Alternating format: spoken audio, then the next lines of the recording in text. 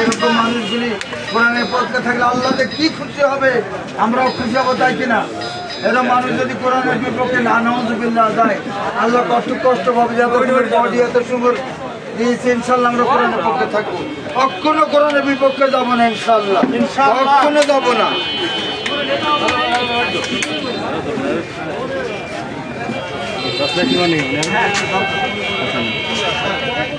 পক্ষে থাকবো ইনশাল্লাহ।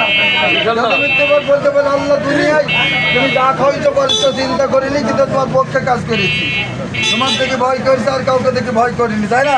ইনশাআল্লাহ বলতে পারি ইনশাআল্লাহ। আল্লাহ তো অবশ্যই ঠিক আছে, আল্লাহ তো না, ঠিক আছে। এদের সম্মান দিতে সম্মান কিছু না, আল্লাহর সম্মানে আমাদের সম্মান, তাই না? আল্লাহর সম্মানে সম্মান। তো তোমরা যদি আমাদের সঙ্গে একতা তবদ করো, আল্লাহ ভালোবাসবেন। আমিন।